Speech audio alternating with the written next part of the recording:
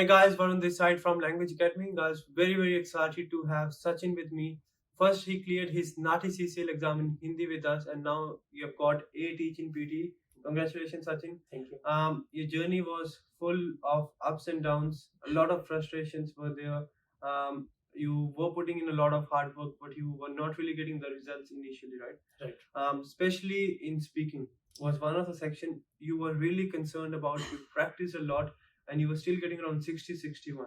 Yes. Other sections you were getting 90 as well, but speaking was one thing which you were struggling. Yeah. This time you have got a perfect 90 in speaking, and Yes. with 18 other sections as well. What do you think was the key point which helped you to get this score?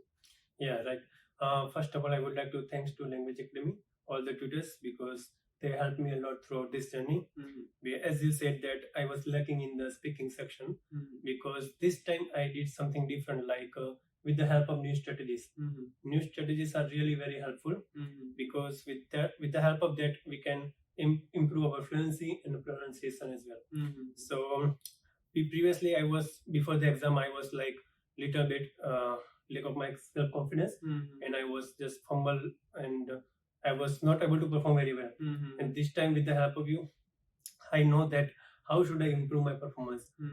I was trying to motivate myself, and I was trying to improve my self-confidence, and with the help of new strategies and tricks, I was able to improve my score. That's right, Sachin. You spent a number of hours in the lab, right? Yeah, right. Even we used to tell that, yes, that's it, you can leave now, right? Yeah, right. You have spent a lot of hours, you have put in a lot of hard work. When it comes to reading section, what do you think is important for reading and listening section as well? Yeah, same thing. As I was always lagging behind in the listening, because of my speaking, I was not able to improve my score in the listening as well.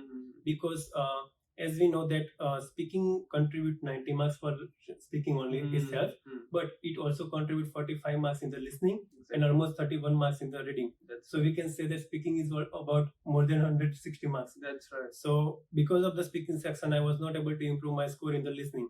So this time what I did, I was focused more on the repeat sentences, written lecture.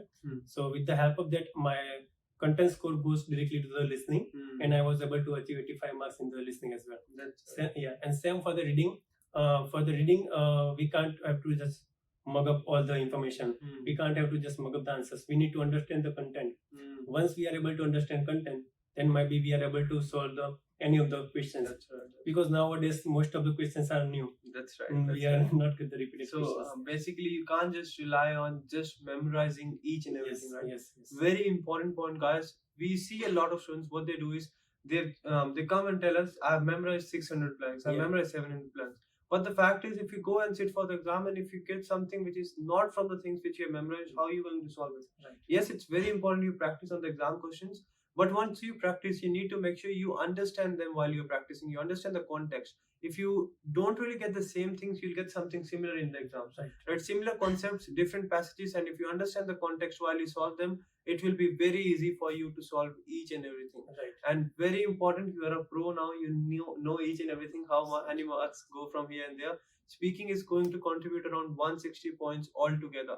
So 90 in speaking, 45 in your listening, and around 31 in your reading. Very good point over here.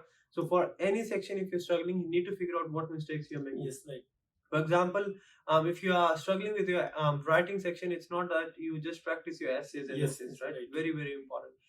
Sachin, you used to take a lot of mock tests as well, right? Yes, right. How important are the mock tests? Yes, mock tests are really very important, because with the help of that we can get the real exam environment, and we can easily identify that where we are making the mistakes, in which section we have to work more hard, because we can get the constructive feedback from the tutors, and with the help of them we can analyze that in this part we need to work hard, because PT is not only about that we can just go and give the attempt. First of all, we need to understand the which part contributes more mark, such as read aloud, repeat sentence, reading, writing blanks, and write from dictation.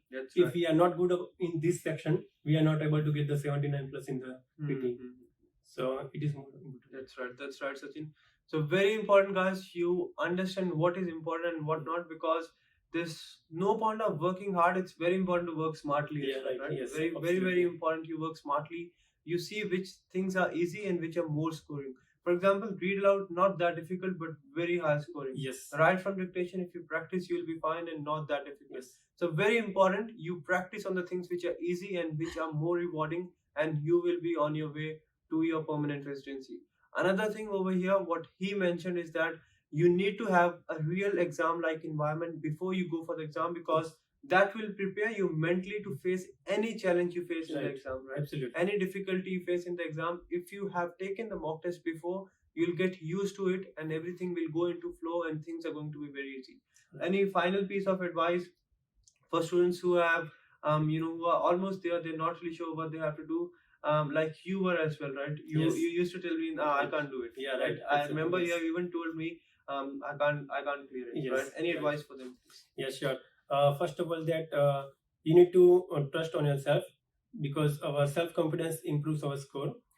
Among that, if we have fixed one goal, so we have to just put our all efforts to achieve that goal. And another thing is that before you go for the exam, make sure you more self-confidence by yourself, because sometimes what I was doing in my previous attempts, I was used to read for the last moment. I was thinking that if I'm working hard, if I read more, so I will get the most score. But that's not the scenario.